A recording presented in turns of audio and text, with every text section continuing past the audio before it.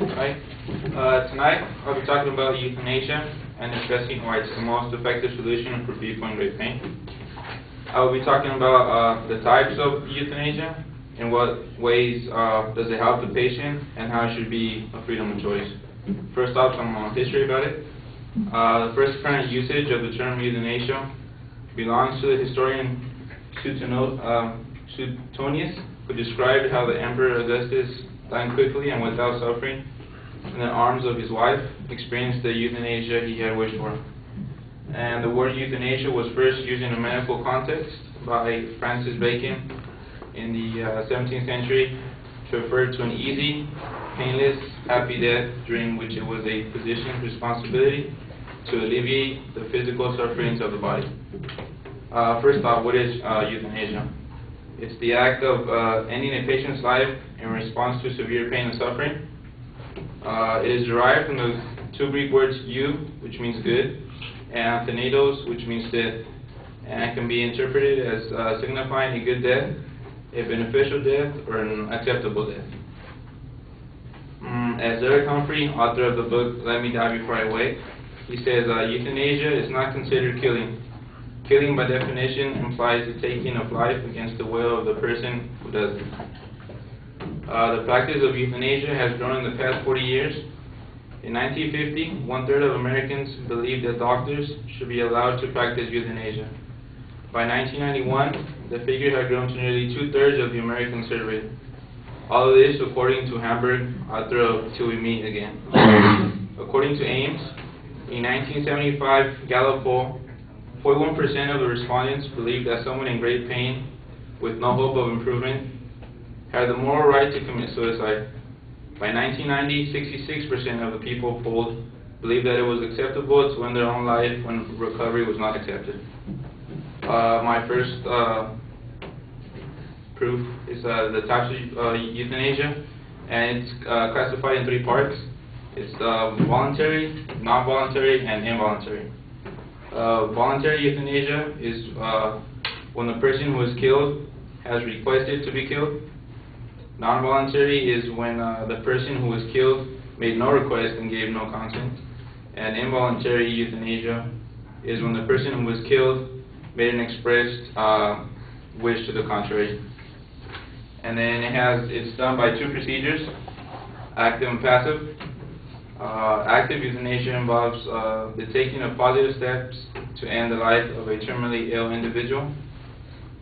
Passive euthanasia is considered to be the act of allowing a person to die without attempting any heroic measures to sustain the life of the individual, meaning that passive euthanasia allows the individual to die naturally. A famous example of a passive euthanasia case is that of Karen Ann Quinnan. She was at a party, she was drinking and doing drugs. She was at the age of 21, and she got home and just collapsed. And her parents called the ambulance, and they took her to the hospital. And she was in coma, and then from the ingestion of drugs and alcohol. And then she was put into her parents requested that she be taken off of a respirator, but allowed her to be fed through a nasal gastric tube. And then she lived for almost 10 years after she was removed from it. Next, I'd like to talk about how the ways it helps out the patients. It helps out the patient when the necessary conditions are present. For example, when a person is suffering from a terminal illness, when a person is unlikely to benefit from the discovery of a cure for that illness during what remains of his or her life expectancy, when the person is, as a direct result of the illness, either suffering intolerable pain or only has available a life that is unacceptably burdensome. When a person has an enduring, voluntary, and competent wish to die. And the last one is when a person is unable, without assistance, to commit suicide.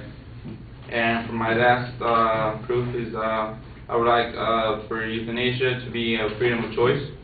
The right to die is a belief that humans have the right to decide when they no longer want to live, regardless of the circumstances. And it's your body, your life, your pain, so therefore your choice. And to put it all together, I hope that you're convinced that euthanasia is the most effective solution for people in Great Britain. Thank you.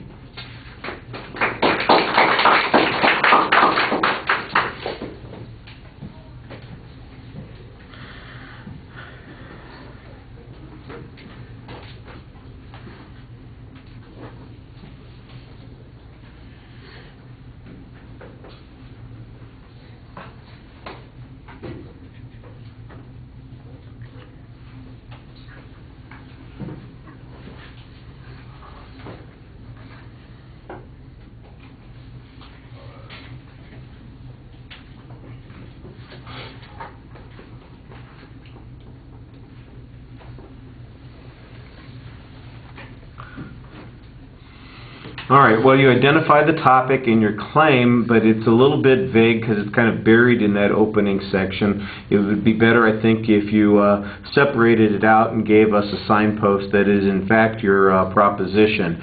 The secondary points, they are laid out to some degree, but I'll tell you what, two of them definitely sound like a value claim and a policy claim, and you can't use value and policy claims to support a claim of fact.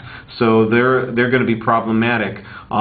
Your individual signposting during the course of the speech I thought was a little confusing because you have so many internal structures that you're talking about. The 3 types of euthanasia, the 2 practices in which it is, or the 2 means by which it is done, the 3 different approaches to euthanasia. You've got your 3 secondary claims. It just seemed like you had too much structure on some of those points, and instead of clarifying the argument, you went down a lot of separate paths.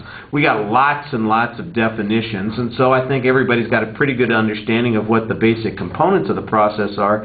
What we don't have is a very convincing argument that it's necessary. The best argument, or the issue that most clearly applies to whether or not a need exists for euthanasia, comes near the end of the speech where you're talking about why people would want to have access to euthanasia. It's primarily because of pain and suffering from an illness that they are not likely to recover from, and you described a whole set of circumstances where somebody might be in that situation. But I didn't hear any evidence that says that people are in that situation, that we have no alternative to the pain and suffering that they're going through, and then you kind of get into the value argument about whose life is it and what rights we have. Those are value issues rather than factual claims.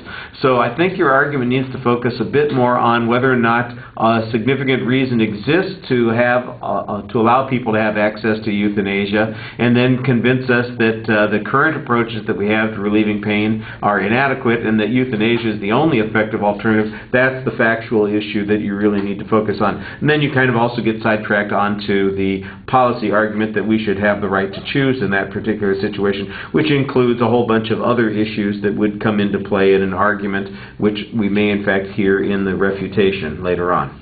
All right, thank you.